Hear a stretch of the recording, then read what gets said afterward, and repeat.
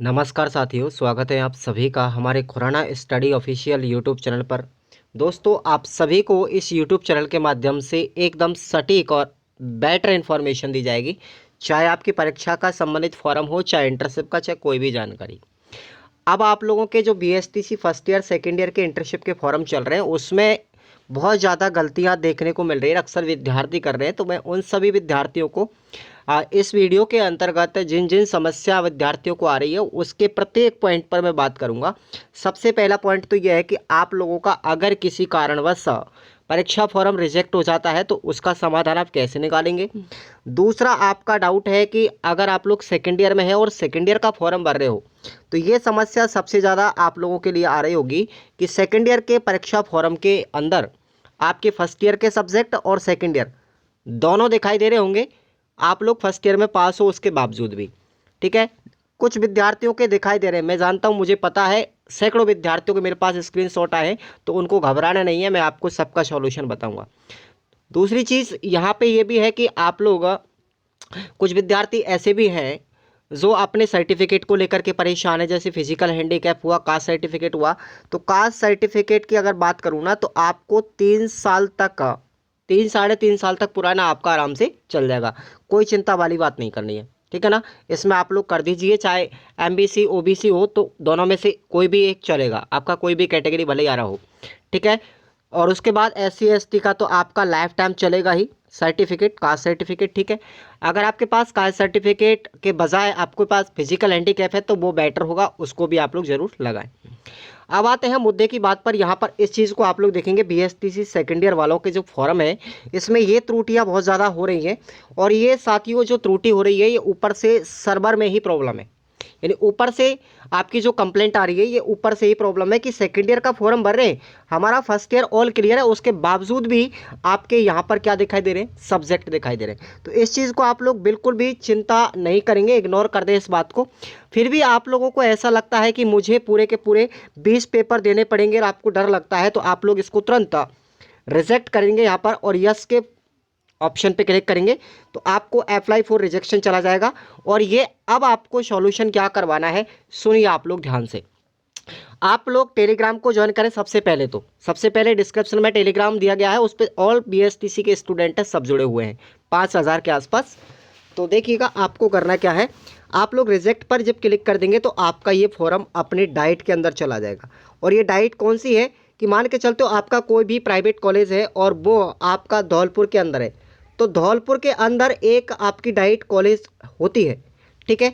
हर ज़िले के अंदर एक डाइट कॉलेज है। तो आपका जो कॉलेज है वो कॉलेज किस ज़िले में आता है, उसी ज़िले की आपको डाइट कॉलेज में आपको संपर्क करना है, अगर आपका फॉर्म रिजेक्ट हो जा कर देते हैं तो, ठीक है।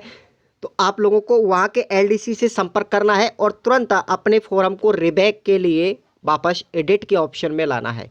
जब तक डाइट कॉलेज के कर्मचारी इस काम को नहीं करेंगे, आप लोग तब तक दोबारा फॉर्म कभी नहीं भर सकते और आप परीक्षा से वंचित भी रह सकते हैं। तो इस काम को विशेषकर आपको ध्यान देना है, ठीक है।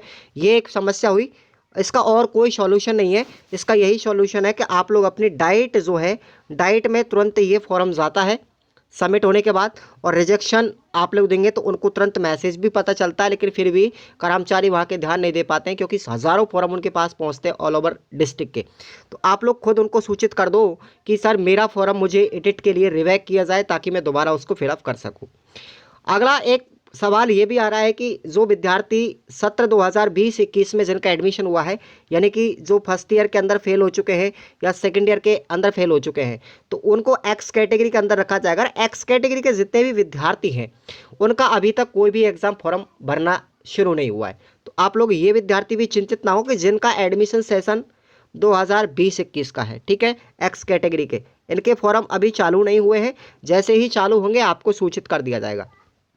एक सवाल आप पे यहाँ पर ये भी आ रहा है कि आप लोग जब बीएसटीसी के अंदर फॉर्म अप्लाई कर रहे हो तो सब्जेक्ट चूज करने का जो समस्या है वो भी आप लोग सुन लीजिए कि आप लोग अगर फर्स्ट ईयर में है तो आपको फर्स्ट ईयर के अंदर पूरे 10 तो पेपर होंगे आपके, और जो 11वां सब्जेक्ट जो आपको दिखाई दे रहा है क्रियात्मक कार्य, ये आपका फाइनल लेसन होता है। क्रियात्मक कार्य आपको चाहे फर्स्ट ईयर में हो चाहे सेकंड ईयर में, ये आपको क्रियात्मक कार्य फाइनल लेसन होता है। तो फर्स्ट ईयर में आपके 11 सब्जेक्ट शो कर रहे होंगे, सेकंड ईयर के अंदर आपको यहाँ तक जो दिया गया है ये हमारे अनिवार्य सब्जेक्ट है, ठीक है, इनको सबको चेक बॉक्स पे क्लिक करना है।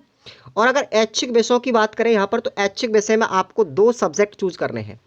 एक तो आप लोग संस्कृत कर लेते हैं, ठीक है, संस्कृत कर लें, चाहे उर्दू, पंजाबी, कोई भी जो भी आपको अच्छा लगे आप संस्कृत कर लेंगे, तो ज़्यादातर संस्कृत ही ज़्यादा बच्चे ले रहे हैं, तो आपका मर्जी है। आप लोग इनमें से ये जो आपको यहाँ तक ऑप्शन दिखाए गए हैं, इनमें से आपको एक चूज करना है।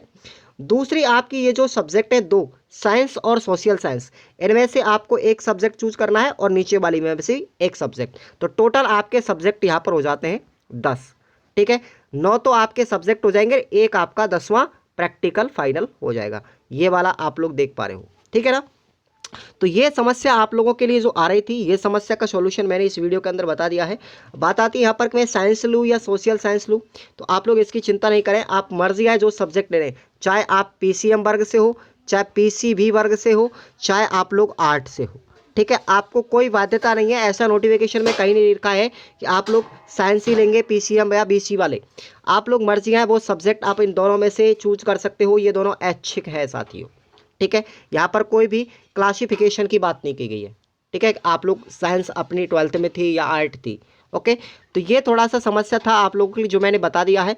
बात रहती है यहाँ पर हमारे एप्लीकेशन के अंदर खुराना स्टडी ऑफिशियल ऐप हमारा जो प्ले स्टोर पर दिया गया है, आप लोग पिछले बार के रिजल्ट को देख पा रहे हैं, काफ़ी विद्यार्थियों ने 85% तक का अचीव किया है हमारे ही यूट्यूब चैनल से, हमारे ही कोर्स से पिछली बार, ठीक है। तो आप लोग इस बार भी धड़ाके के साथ में आप लोग इसको ज्वाइन कीजिए और अपनी तैयारी को सुनिश्चित कीजिए।